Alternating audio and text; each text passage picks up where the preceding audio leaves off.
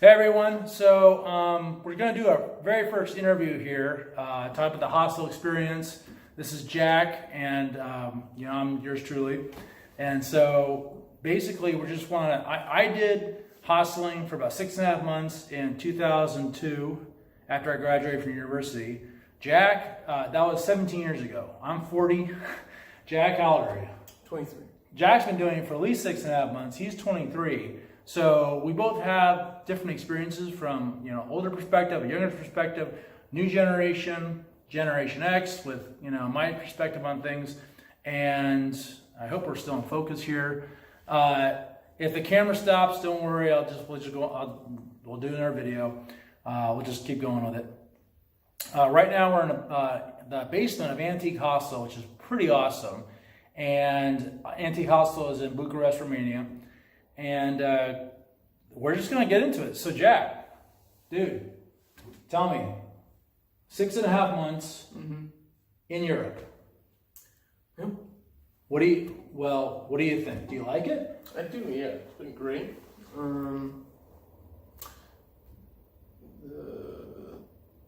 Why? All right. So let me ask you this.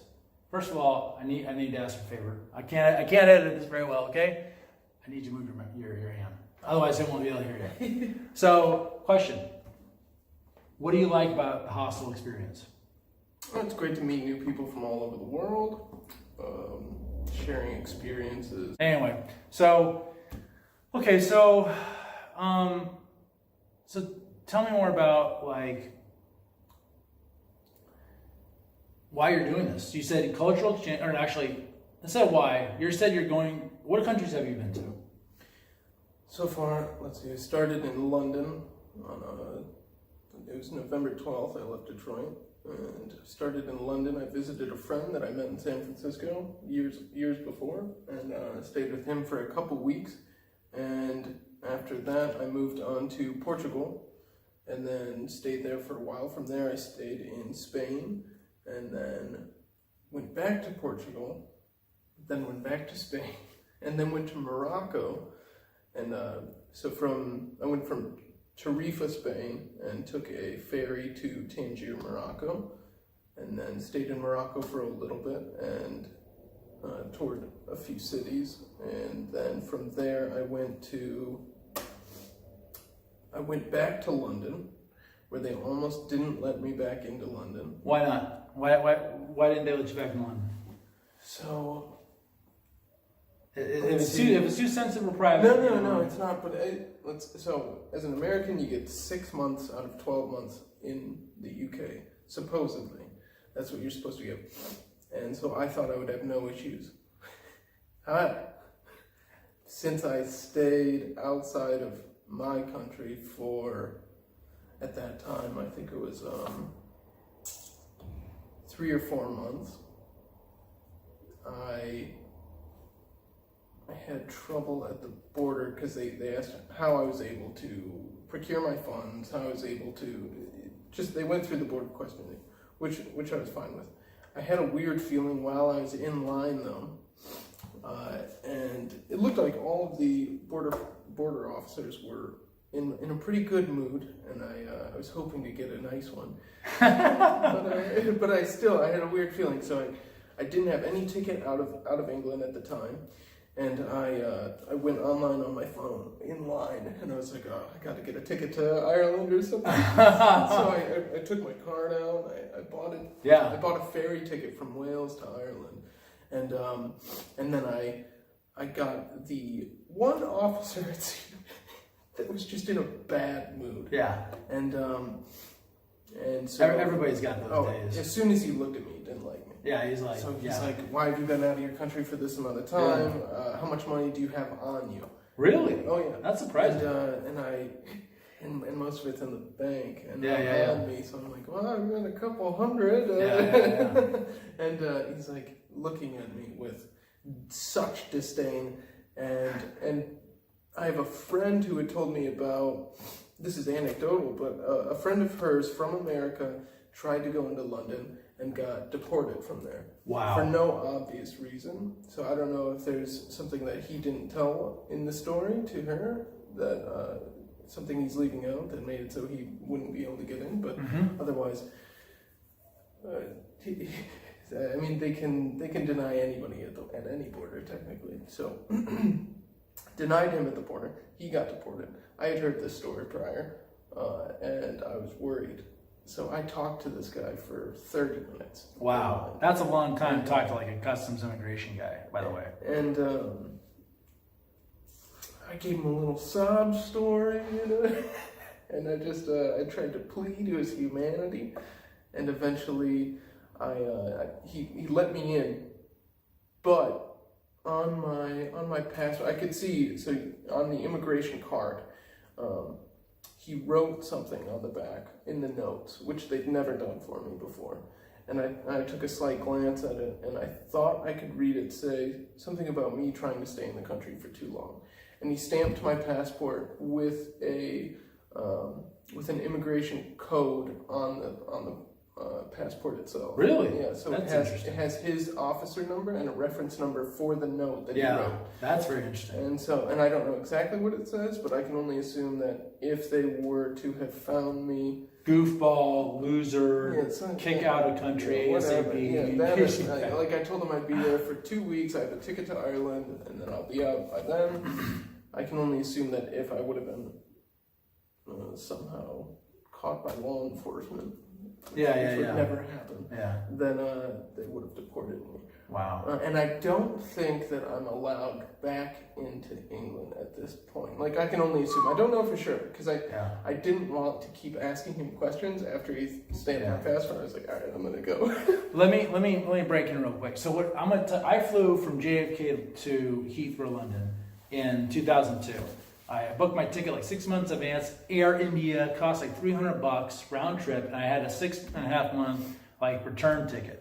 So I was like, oh, as long as I make it back to London, Heathrow, at this day, this time, I'm out, So I got there and like, how long are you going to stay? I'm like, a couple weeks. And that was true. I was only going to stay a couple weeks in London, but I was doing the whole circuit. And I didn't know anything about Schengen or I was just like, I'm just here. Like, and that's the thing. I think that that was after September 11, 2001, which is the world changed on that day forever.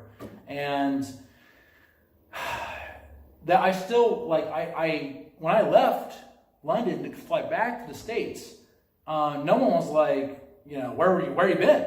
Like, what the hell? Because once I was in, I just did a whole tour of countries, and no one ever was like, where have you been for 6? No one, the immigration guy he just stamped and said, here you go, because I was leaving, and no one asked like, were you in London for 6.5 months? Because I didn't really have, I think, I might have had like another stamp or so on my passport from like Czech Republic. I don't know, something like that maybe, but it was easy, boom, in and out. Mm-hmm. So everything you're hearing from him right now, totally different than what I've experienced. I'm also not taking risks and being a lot more vigilant about like my time in the Schengen. I'm not using all of it, and then I'm keeping track of all of my clocks basically. So I used up a little, like 2 weeks under 3 months in the Schengen, and then I know my countdown to when I can get back in. Now that's an experiment, because obviously you can still run into problems at any border. And I don't know for sure if it'll work. The information online is,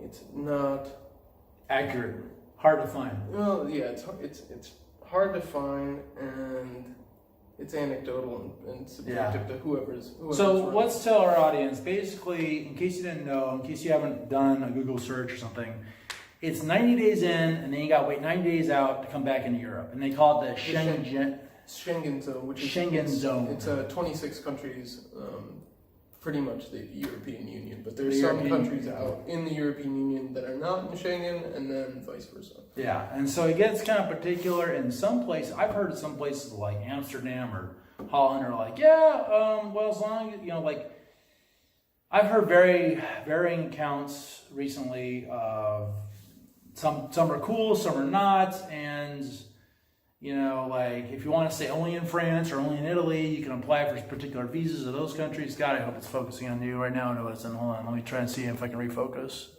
There we go, got it, I think. So anyway, we're trying to talk about hostels. We got an immigration. So let's go back to the hostel experience. So the hostels you've visited in Morocco, Spain, Portugal, is there any common threads you see running through those hostels?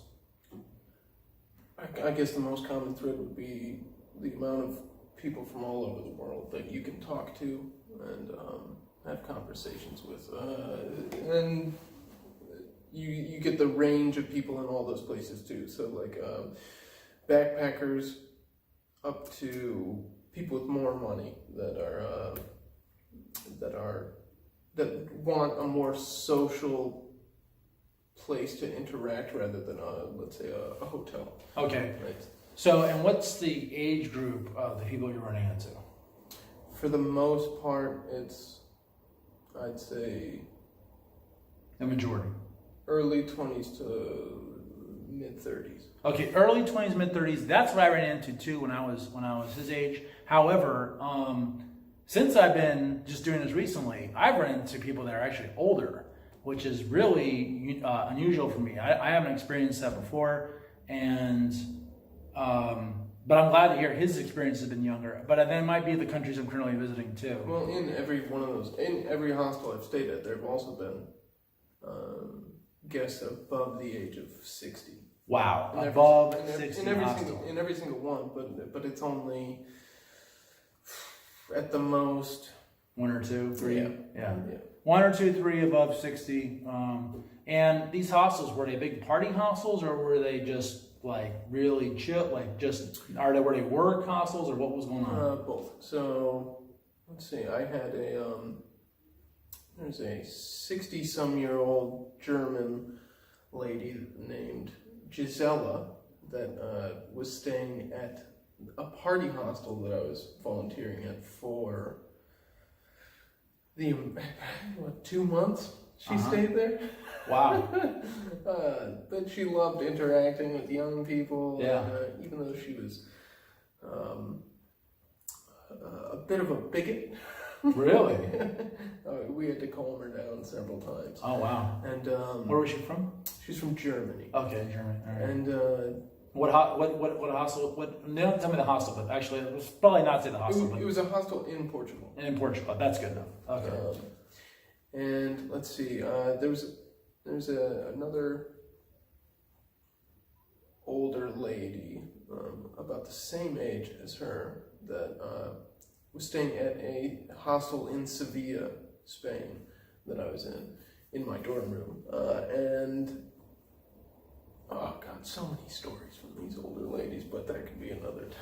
Yeah, so a lot of stories from older travelers who are like looking to gab, I guess, and kind of like, want to get reacquainted with the youth aspect. I guess I could apply to me. But I don't know. I'm not as old as 60, thank God. Not yet, but we'll all get there someday.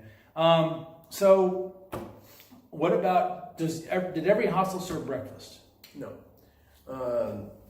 In Portugal, a hostel that I volunteered at served breakfast for free.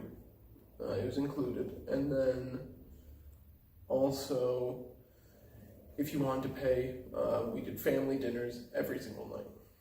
So that's really cool. That's another thing I've experienced too, which is people getting together, just like potluck almost, and having cookout. I did it on Easter, the Catholic Easter I did in Palermo, and then we didn't do it here though, but it is done, which is really nice. Here's the thing. When I was 17 years ago, when I did the circuit on the hostel thing, all I did was hostels, like pretty much literally for 6.5 months. I got breakfast like all the time. Like it was included almost for free. And now I've been to at least 2 hostels. One hostel I've been to right now that hasn't, one hostel has. This, an antique hostel currently doesn't. In my mind, I don't understand it because it's like, maybe you spend boil eggs, apples, bread, butter. How much is that going to cost per month? Like maybe $200, maybe $300. I don't know. And then because hostels, they're not making a lot of money, but that would be really easy to boil eggs. 7 minutes, eggs are boiled. You got the apples, the bread, the butter. You set it out, boom, done. Call it breakfast. Okay, the spread we had in the Portuguese hostel was insane, though. Really? Oh, we had brie. Wow. We had several different types of cheeses, different types of breads, croissants, How many? fresh cucumbers, fresh tomatoes, fresh, See, like 4 types of meats, cereal, milk, orange juice, and we'd set it out fresh every single day, every morning. how much were they charging a day there? For like a 10-person dorm? What, they had dorms? They had dorms, right? So there was a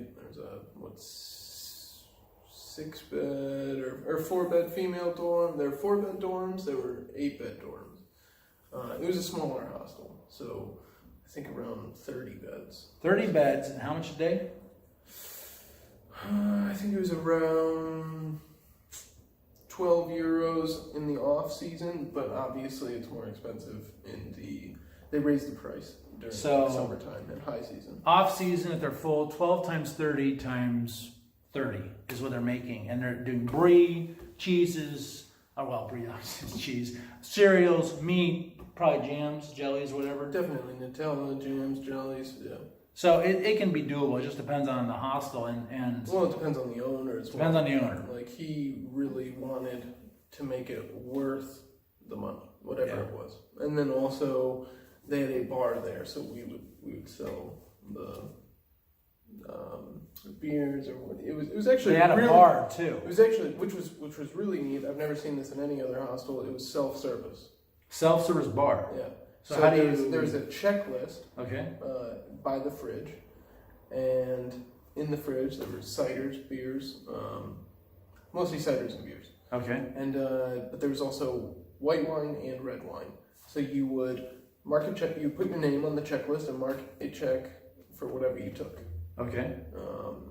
And it was an honor system, and as far as I knew, it worked out extremely well. Did they ever say how long they've been doing that for? Well, the hostel had only been around for, I think, 5 years. But here's the 5 years. I don't know when they initiated that honor system. That's pretty cool. Let's say they just did it from the beginning. That's 5 years of straight, honor, beer tab, whatever we call it. Which I'm sure people got away with. Yeah. Taking a few, but for the most part, people were surprisingly honest. Yeah. Yeah. I think. Surprisingly. Well, and I think it would. I don't know if they got. Do they have cameras there in the hostel?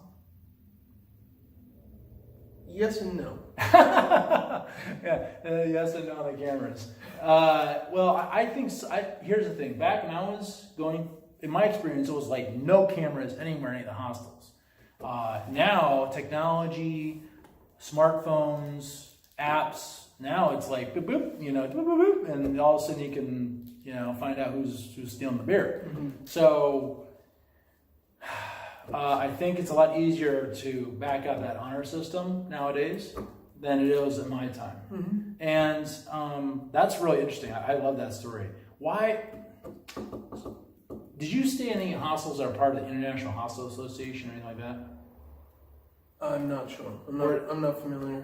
Were they all independent hostels? Just all independent hostels? For the most part, yes. There's. I'm trying to think. I believe there was 1 or 2 that were part of a chain. Okay. Like in Sevilla, 4U Hostel seemed like it was more of a corporate. Yeah, I think vibe. that name sounds very familiar for you. Mm-hmm.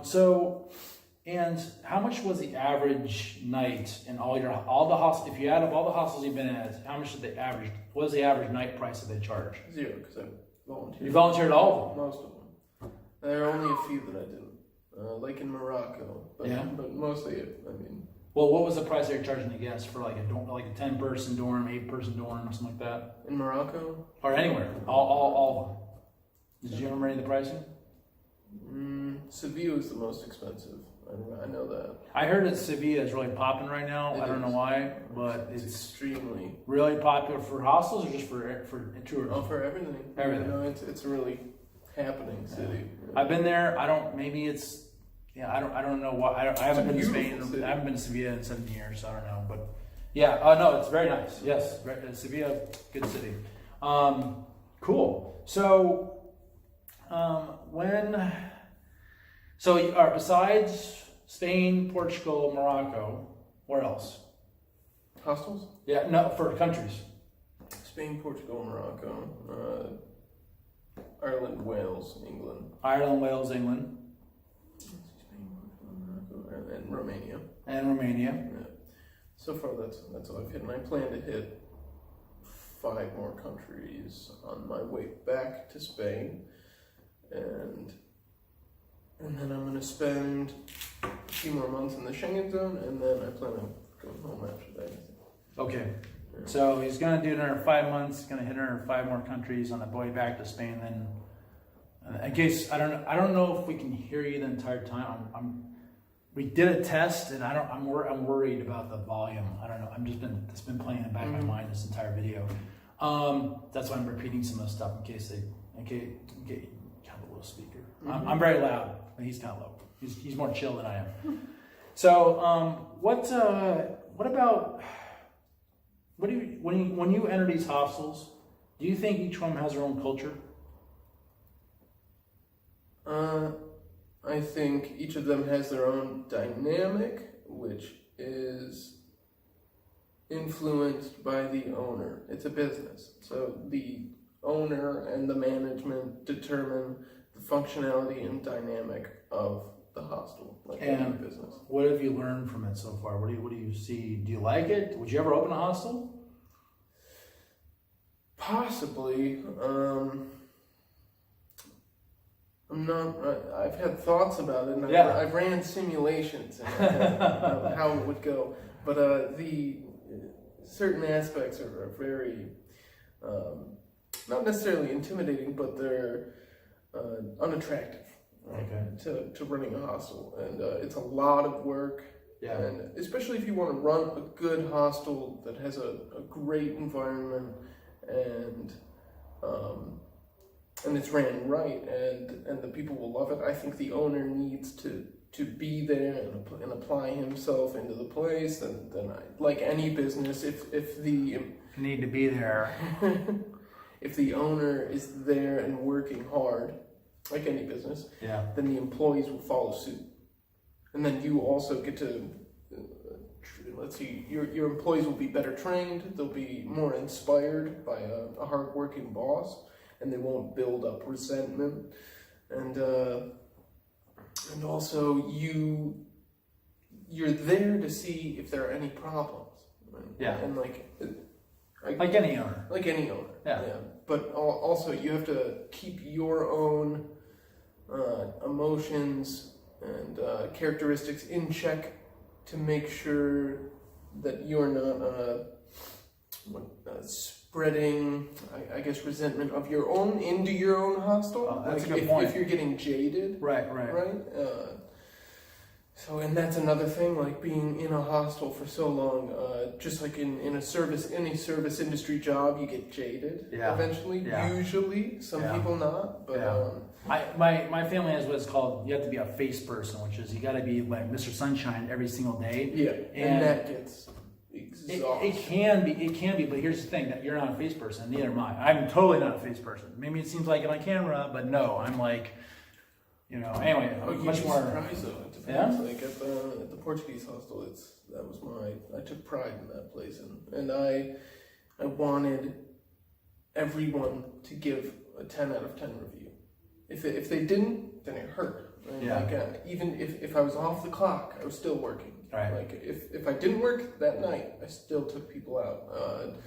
On my days off, I'd take people out to the island, show them around. I really wanted it to be 10 out of 10 every single day. Cool. Sure, there were a few days that I felt, like anybody would, down and out. But even on those days, if I were around guests, I wouldn't show those colors. Right. Okay. Like you are the face of the business. You're part of that review. Okay. Good. And so, what do you think are why should people go to hostels? Why, if you're going to travel, if you're just out of college and you're going to go to Europe or you're going to go South America, Asia, I don't know, anywhere, why would you want to do a hostel? Several reasons. A, it's cheap. cheaper than a hotel. Cheaper than a hotel. Reason one. That's reason one. B, if you like to meet people and be social and well, let's say you're trying to learn a new language, you can meet somebody from anywhere, and like they can give you tips, or you can also. It's a better way to meet locals. Usually, especially at like a social or a party hostel, you have to look at the reviews of these places, and you want to make sure.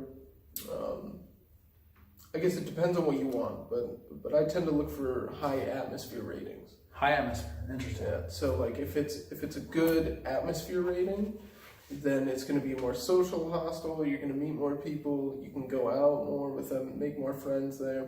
But you can also look for a hostel that maybe rates higher in cleanliness, and maybe you don't want it to be so loud. Right. So, yeah. By the way, I love this aspect because when I was his age, I was literally 23.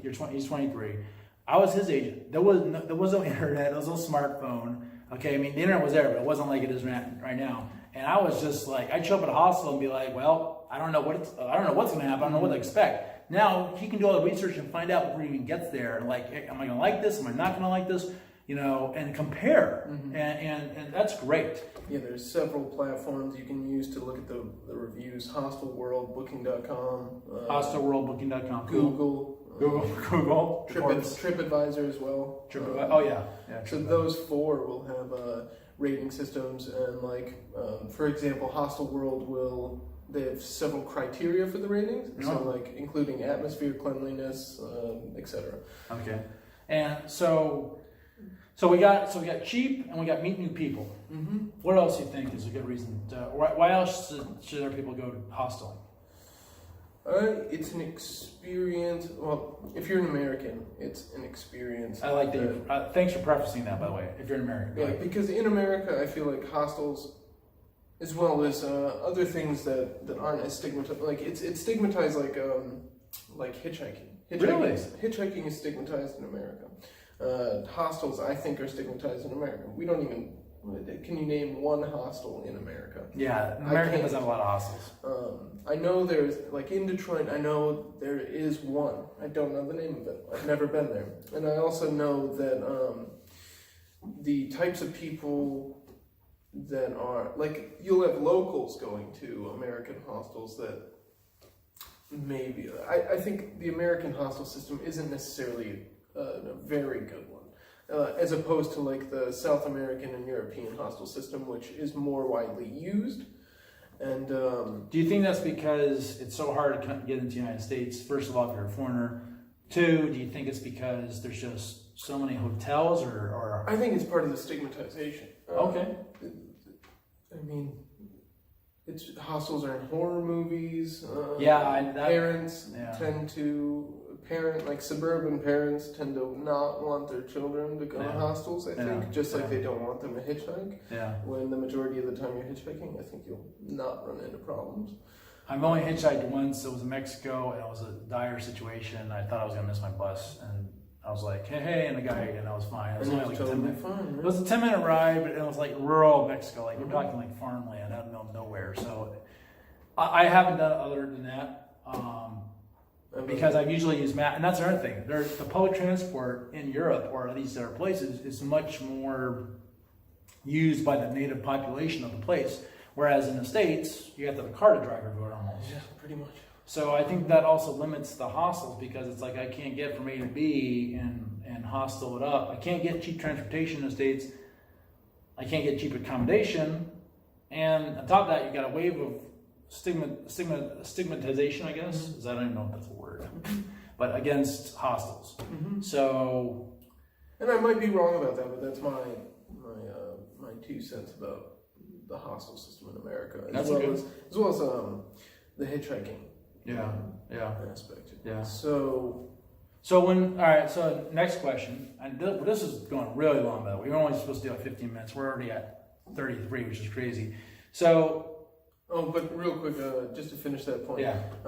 So I think it's important to go to hostels because you don't get that experience in America. Or I shouldn't even say America. In the United States. Because, I mean, obviously South America is America, right? Right. Canada's Yeah, America. yeah. Mexico's America. That is true. So That is true. in the USA in particular, you don't get that experience there. So it's really nice to be able to experience so many different types of people in one place.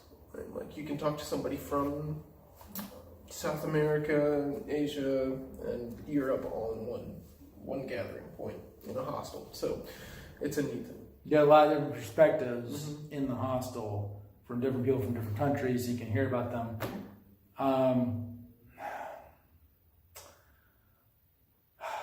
I'm thinking of a topic that I don't know if I want to talk about or not.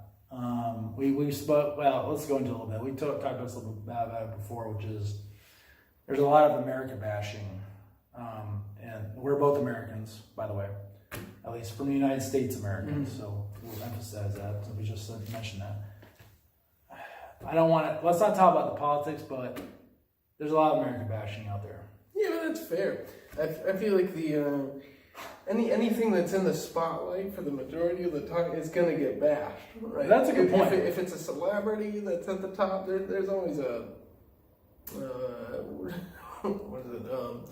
Hater mentality all over the place. So it's like if you're in the spotlight all the time and world media's paying attention to you all the time, then of course there's going to be more people.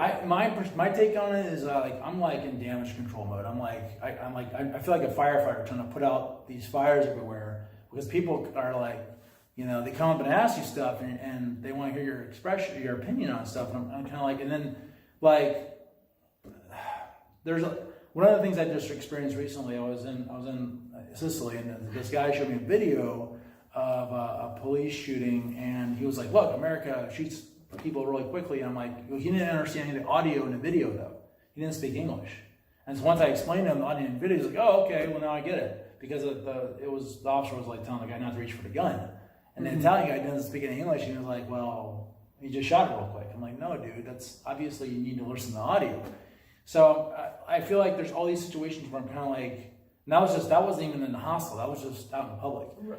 And so I'm kind of like, there are also videos that you can find where they're totally in the wrong. oh yeah, and vice versa. Yeah. But you can find that in any country. I've had, you can, but like I had two of those experiences in the same week, and that kind of colored my view. I'm like, wow, there's people are thinking America's like cops are gonna kill you, and there's all these. So I'm trying to like.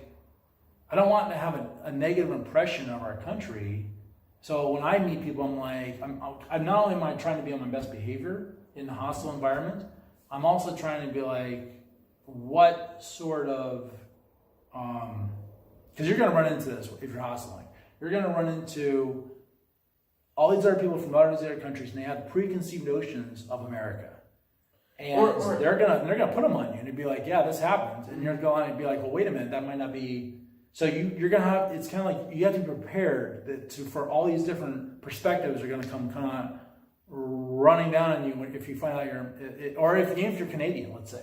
Yeah, they're gonna be like, what do you think of America? Something like that. I think no matter where you're from, people can have preconceived notions of your country, and also, let's say as an American, I feel like there are two good ways about that. Either educate yourself, like on a centralized position, not left or right, and on all those subjects, so that you can actually have a conversation about them, or completely blow them off and say like, I'm not a politician, right? I don't really care. Yeah. And I don't think either of us are educated on the subject, so there's no point in talking about it. Yeah. And then I think in these hostels and places where you're meeting people from all different countries, you're also representing your country. Maybe not consciously, but you are. You're a representative of your country. So you can just do by citizenship, even if you don't choose to be. Like right. You can call yourself some sort of sovereign citizen. The fact of the matter is, or you can call yourself an expat, but as an expatriate, we should define that.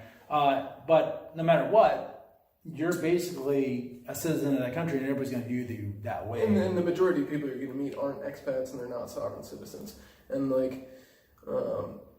But if let's say you are from X country and you are very, what's that word? You're just not a good person to be around to somebody. No, a very pessimistic, negative attitude. Maybe, yeah, or you're just Angry. You're just a dick. And, okay. Well, we can't edit that out. You're just a jerk. Stop. Okay. And, yeah. Go ahead. And then that person who ran into you meets another person from your country that's like that.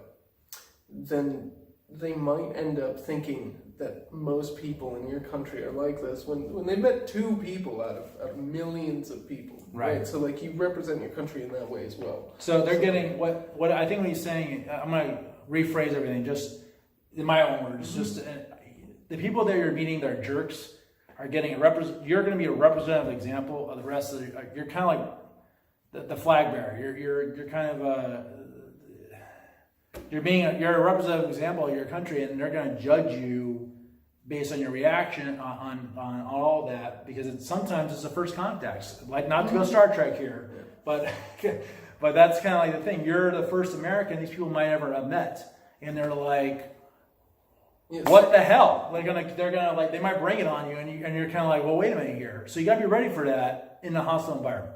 Yeah, sadly, I think most people rely on tribalistic mentalities, so they're going to associate you with what they think your tribe is, rather than as an individual. For the most part, I think it makes sense because they're judging you based on what they know, but at the same time, they may not be able to reserve judgment, and they're going to hit you with it. And that's the difference between a hotel and a hostel. Hotels, you mean like, whatever you need, sir, ma'am. It will take care of you every, You're not going to meet the guests for the. You're not going to meet the guests, and the guests don't really want to meet you. They're doing business or whatever they're doing. But in a hostel, it's like, oh, hey, what's up? And they're all like chatty Cathy, and you're going to talk like me, and they want to get to know you. That's a big difference. Is the social aspect of the hosteling world it kind of hits you like a wave sometimes. You walk in the lobby and you've got people from all over the place, and they're looking at you and you're looking at them, and then they're sizing you up, and they're not trying for a fight or anything, but they're making perceptions, they're becoming judgments on you, and that's going to affect how they interact with you. So, yeah. Anyway, what else? I mean, we should probably start wrapping this up. We're at 41 minutes here. What else do you think people should know about the hosteling world, or doing hostels, or traveling, or immigration, or whatever, tourism, food, beer? So, let's see. With in regards to hostels, I'd say use your resources. There's no reason you have to end up having a hostel that's poorly reviewed and you didn't know about it. I mean, if you don't have access to if you don't have a cell phone or a computer at home, you can always go to a library, and then go to Google, TripAdvisor, HostelWorld, Booking.com, check it out, and check on the reviews. And I'd like to add also a tourist office in the city. When I was his age, I get off the train. First thing I did is beeline it straight to the tourist office, find out where's the local hostels, get the map, they circle it, I make it to the hostel, and they're like, yeah, can I get a bed? And they're like, yeah, yes or no. And usually they did. So that's, if you don't have a cell phone, if you don't have access, and you're on the move, find a tourist office ASAP. Great point. Let's see, with as far as visas and immigration, I can only speak from a citizen of the United States perspective, because I only know how long I can stay in each country, obviously from what I've learned for my citizenship. But you get 3 months out of 6 months in the Schengen zone. You get 6 months out of a year, supposedly, in the UK. Ireland is separate. You get another 6 months out of 12 months in Ireland. Cool. And then in Eastern Europe, as far as I know, like Romania, Serbia, Croatia, etc., you get a 3-month visa there. Or I guess it's technically visa-less. Okay. And so I just make sure you're doing your research and keeping your eye on the clock for how long you're staying in the Schengen zone. If you happen to overstay, from what I've seen online, anecdotally, it's better to leave from the southern countries than the Scandinavian countries. It's a very good point. Yeah. And let's see, there's something about the Schengen zone clock as well. So if you leave, it's not like, I don't think it's consecutive. So out of the day you enter the Schengen zone, the clock starts for a 180-day period. So you have 90 days out of that 180 days in that period. So if you stay there for 20 days and you leave, you should be able to come back. But then the clock starts again. No. All right. So here's the thing. My understanding is, out of 6 months, 180 days, you got 9. Like, all right. So most people go in for 90, come out for 90, back in for 90, back out for 90. That is your year. However, let's say you jump in, and then 2 weeks later you jump out, and then you're gone for 2 weeks, and then you jump back in this Schengen zone, whatever. And it's a German word, isn't it? Schengen, I think. Yeah, Schengen. Yeah, it's a German word, actually. Anyway, you jump back in 2 weeks later. My interpretation is the clock starts back up right where as if you left off. He's saying something different, though. Yeah, and I've seen both of those, both of the arguments for that. But with my research, it looked like, and I didn't take the chance. When I got in, I stayed in because I wasn't sure about these two arguments, because I saw both of them online between several different travel blogs, and I asked several friends that have traveled Europe for months at a time, and I was getting mixed answers. So what I did is I took the safe route and I just stayed there for the 3 months. Yeah, because I knew that was golden. There's not going to be trouble if I do that. Yeah. And then I leave for 3 months and I come back in. So I just let's see. There's not much finite research on the subject as far as I know. Like, I've seen both results. Here's my problem. I go to websites, and Europe is not making this easy to understand in terms of, it's not like you go there and here's what you need. In fact, even if you try like a non-immigration visa in the United States, it's even that. And I mean, our country, the United States of America, is they're at fault as well, because it's a mess trying to figure it out too. But even though they think it's in black and white, it's all government bureaucracy, and it's hard to figure stuff out. But I will say, I was trying to explore a national visa. It's called a national visa for Italy, which lets me stay for a year. Pardon me. But here's the thing. It actually turned out it's a permanent resident visa too, and it's the same thing. I thought they were too, and I had to get that from third-party knowledge. It wasn't like right on the embassy website I was looking at. So I'm like, what the heck? Why can't they just make it, black or white, plain and simple, English? And it's kind of, even in 2019, so it's April 2019 when we're filming this, it's tough. So keep going. Let's see. So I just do all your research, and if you're not sure, obviously take the safe route, so you don't run into any trouble. I mean, nobody wants to be deported. No, nobody wants. I've heard like in Italy, for example, you overstay by 3-4 days, you're probably fine. Mm-hmm. You make it a week, €1,200 fine, 3-year ban on re-entry. Mm-hmm. That's what I've heard. I wouldn't push it more than a week. In fact, I don't even, back in 2002, I have no idea how I got away with 6.5 months in the Schengen zone for that was just, I knew I wasn't planning on coming back for a long time because I had to get my butt to work. And so but I didn't ever think of the consequences. I was just going everywhere. Mm-hmm. So, however, now, because of massive immigration, because of world chaos, whatever you want to call it, you really got to know your stuff when you're going from country to country now. It's not as, free as it used to be. Well, yeah, I think so. I mean, I've heard both cases from travel bloggers, some that overstayed their Schengen visa-less entry by months or a year. Wow. And had no problem getting out. Wow. And then also people that overstayed for 2 weeks and they got deported and fined.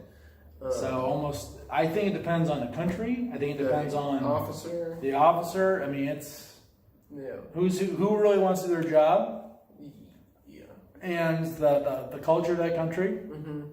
So, and then if they're having a bad day or not. Oh, definitely. Yeah, I think the majority of it depends on the officer himself. Maybe I'm not suggesting bribe, but maybe it'd be like, hey, I just happen to have a chocolate bar for you, or here's a coffee, But I don't that ain't gonna work. They're not gonna be like, I mean, no, it's not. No. Anyway, so let's see. As for food in places, I tend to. If I'm in a city, I'll check out the town center, or like in Bucharest, the old town, and maybe enjoy certain bars and restaurants there for a short while.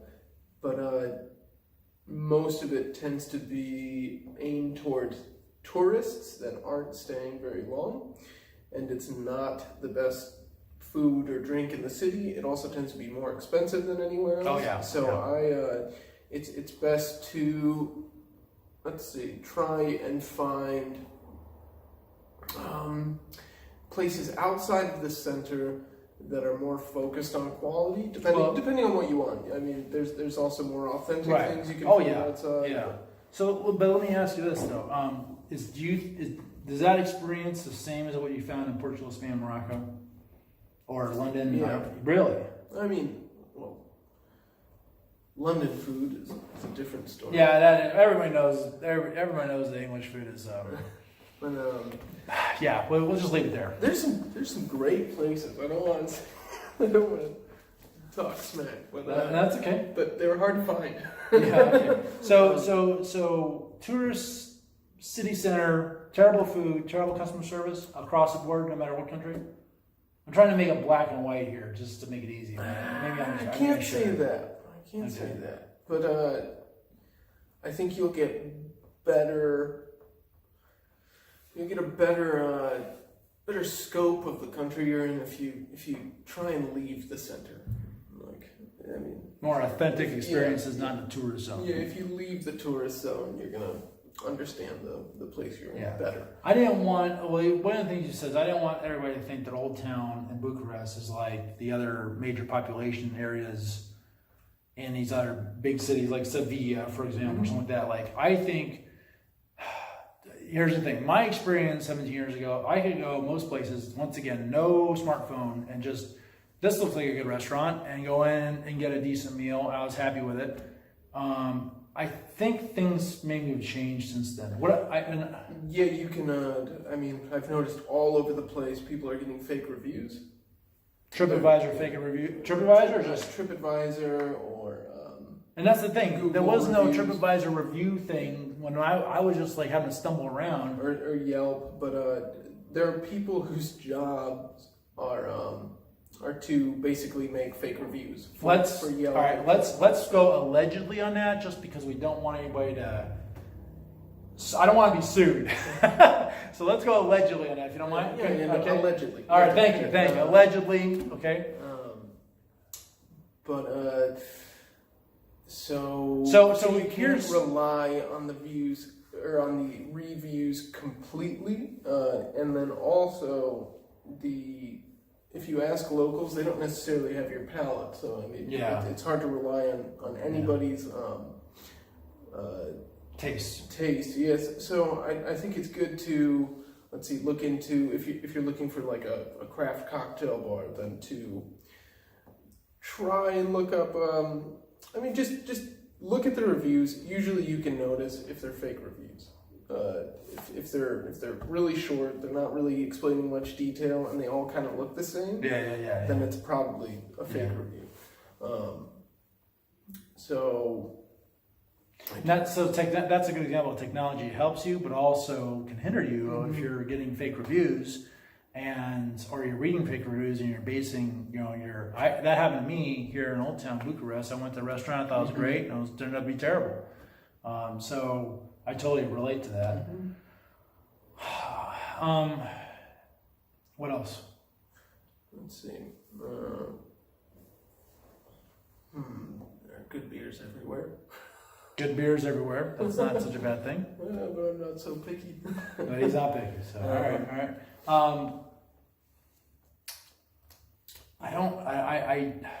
I have one taboo subject on my mind. We shouldn't go into. About immigration? No, it's about the relations between men and women on the road. So that kind of area. But I don't think we should talk about that. You're gonna meet people of the opposite sex when you're in hosteling, and you may be in the same dorm with them. Oh yeah, that can be great. It can be great, and it can be kind of disturbing sometimes too if you're like in there with Granny. So, I'm not speaking from experience. I'm just saying, that can happen. Yeah, or occasionally, only a few times I've seen disturbing images. No. Children in hostels, which I'd say, if you're thinking about taking your kid to a hostel, I advise against it. Personally. No kids in hostels, according to Jack. Just because, kind of kills the vibe for everybody else. Kills the vibe. At least from my perspective. I don't hate I agree with that, but usually when I've seen kids in hostels, usually it is they're with their family, and it's kind of the family's doing something, and that's another thing I've noticed is that a lot of hostels I've seen so far have individual rooms now, private rooms, whereas 17 years ago everything was dorm. Yeah. Now it's like they have almost catering to, hey, I want to stay in a hospital, I want my own hotel room almost. So like, what's the point of that? Well, I should specify, no kids in party hostels. No kids in party hostels, okay, everybody out there? If you're a parent, you're going to do that, shame on you. Which I think usually, you don't find that, but I've seen it a few times, and it's, I wouldn't necessarily really want to expose a child to the drinking game culture some of the drinking. But at the same time, that parent made a conscious decision to bring their child probably to a party. If they didn't know it was a party hostel, then, and if they did know, they still brought their kid there. It's almost like into the deep end, Junior, Yeah, I mean, there's something to be said about exposing your children to certain amounts of real world. But I think it goes a little far if you're at a party hostel and you're playing a drinking game like strip poker, right? Then you don't really want your... Strip poker can happen at a party hostel. Definitely can, yeah. I guess there's all kinds of other shenanigans going on in the Shenzhen zone for hostels. It totally depends. Like, a lot of other hostels, you might not even talk to any other guests. So the social aspect depends. It's important to, if you want that, to look at the atmosphere rating and make sure it's like I haven't seen this atmosphere rating. I just haven't been on the road again that long doing the hostel thing yet, so I haven't seen that atmosphere rating. To me, I haven't seen it yet. It's on Hostel World. Hostel World, okay.